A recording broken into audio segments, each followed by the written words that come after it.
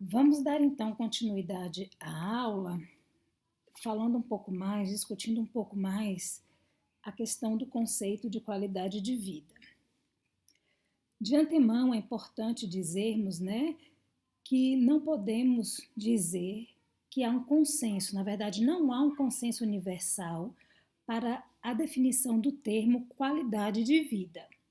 Além de ter uma relação direta, desse termo ter uma relação direta com aspectos culturais, depende também da perspectiva da área de interesse.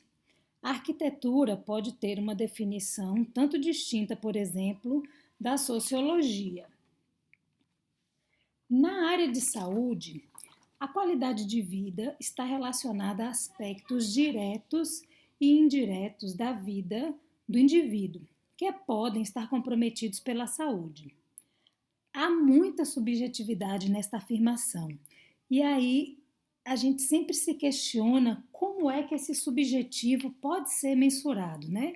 Parece uma pretensão se propor a medir um score de qualidade de vida das pessoas, mas, enfim, é isso mesmo que os estudos de qualidade de vida, na perspectiva que a gente está discutindo aqui, se propõem a fazer. O Wenger propõe, então, que qualidade de vida seria a maneira pela qual a vida de uma pessoa é afetada por um adoecimento ou pelas formas de tentar tratar este adoecimento, pelas terapêuticas, pelas terapias que são implementadas na tentativa de tratar o adoecimento de um indivíduo. Tais formas poderiam estar, de certo modo, estratificadas em domínios da vida das pessoas, que são valorados na perspectiva desse paciente, desse indivíduo que sente no seu próprio corpo, na sua própria vida, este adoecimento, este tratamento. Ou seja, seria a escolha do indivíduo, a sua preferência, uma base, então, para a questão da utilidade que a gente discutia anteriormente. Os domínios de Wenger, então, foram o nível do conforto, do senso de bem-estar, habilidades para manter as funções físicas, emocionais e intelectuais, e a habilidade para participar de atividades. Ainda nessa perspectiva de Wenger, a qualidade de vida envolve a tentativa de medir a experiência da doença de maneira subjetiva, ultrapassando as medidas meramente biológicas às quais nós estamos acostumados tanto na epidemiologia, na saúde, incluindo obrigatoriamente nesse contexto da qualidade de vida a percepção do indivíduo que sente, desse paciente, desse indivíduo que sente. A pessoa como ele, a forma, e como ele denomina seus sinais e sintomas e como que ele comunica o que ele sente. O impacto de tudo isso nas suas habilidades de desempenhar as atividades que para ele são relevantes, bem como os esforços que ele precisa mobilizar para lidar com este adoecimento. Veja que é bastante complexo essa questão do conceito de qualidade de vida, Então, são várias as tentativas de construir um conceito universalmente aceito. E aí, por fim, sem esgotar este aspecto que é tão filosófico na discussão da qualidade de vida, na falta de qualquer conceito universalmente aceito, os pesquisadores argumentam que para a maioria das pessoas, ao menos no Ocidente onde vivemos, a expressão qualidade de vida, ao menos na saúde, é familiar e tem um entendimento intuitivo do qual a gente compreende, o que se quer dizer a expressão qualidade de vida.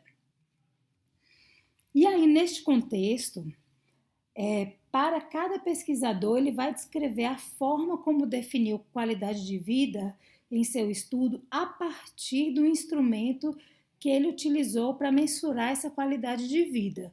Então a gente vai aprofundar assim, aprofundar no seguinte sentido, vamos falar um pouco mais sobre esses instrumentos e como que eles apreendem esse conceito de qualidade de vida. O primeiro passo, então, para mensurar a qualidade de vida é a construção de um instrumento ou a escolha de um instrumento pré-definido. E os instrumentos, eles são constituídos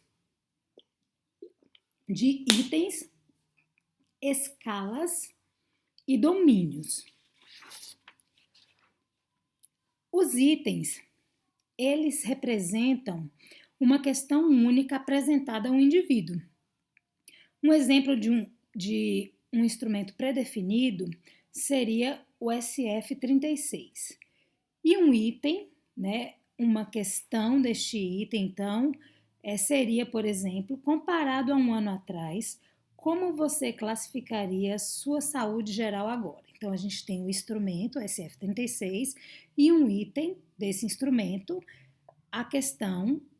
uma questão única que seria, comparada a um ano atrás, como você classificaria sua saúde geral agora? Uma escala é a forma de aferir a resposta a esta questão. No caso, a resposta ao item ou à questão que eu falei ainda há pouco, haveria 5 possibilidades, desde muito melhor até muito pior, com estados intermediários no meio.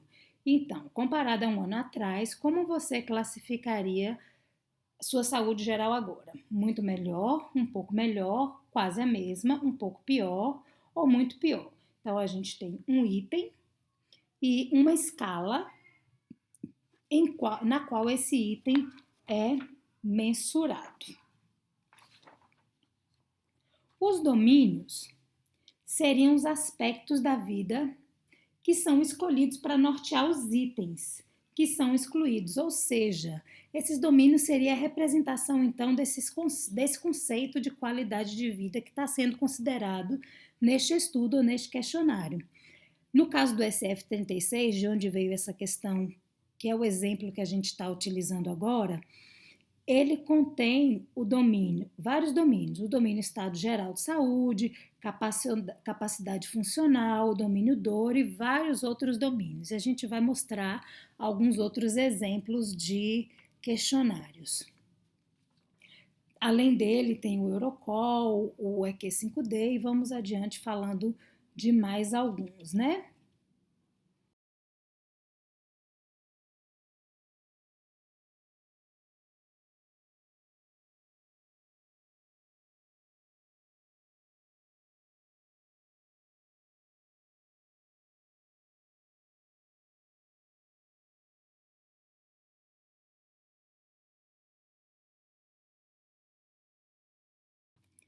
Esses instrumentos genéricos, eles são desenvolvidos para o uso independente da doença ou condição que a pessoa apresenta. Tem como grande vantagem gerar perfis de saúde e gerar medidas de utilidade a partir de score de preferência, ou porque eles são gerados a partir, né, de inquéritos populacionais. Então, assim, por exemplo, como eu falei do SF36, que vai gerar o SF6D, eles são instrumentos genéricos e eles têm o potencial de gerar medidas de utilidade. Os instrumentos específicos, eles têm a grande vantagem de serem mais discriminativos de determinados aspectos inerentes a uma doença ou condição, mas eles limitam a comparação com outras condições e impede a construção de medidas de utilidade. E assim impede também a comparação entre estudos. Então, se você tem um instrumento específico, por exemplo, para doença cardíaca, você não consegue comparar um score de qualidade com um instrumento específico, por exemplo, para uma doença renal crônica. Então, apesar de serem bastante discriminativos para essas duas condições, eles impedem a comparabilidade entre as doenças. Trazendo alguns exemplos de instrumentos genéricos, o SF-36, por exemplo, ele teve como objetivo gerar um instrumento padronizado com um conceito de saúde mais generalizável, que não fosse específico, fosse de fácil aplicação na ideia dos seus autores, o que eu não concordo tanto, porque eu já tive a oportunidade de usar e não achei de fácil aplicação, e que também tivesse boas propriedades psicométricas, isso eu acho que tem sim, e que estão relacionadas ao score de qualidade de vida que o instrumento vai gerar ao final. O SF-36, ele é composto por 8 domínios que foram selecionados entre os 40 domínios do questionário original, sendo estes domínios considerados os mais frequentemente mensurados em inquéritos e percebidos como os mais afetados na saúde. Então, assim, ele foi gerado, né, desse questionário maior, que tinha 40 domínios, sendo que esses eram percebidos como os mais frequentes, né?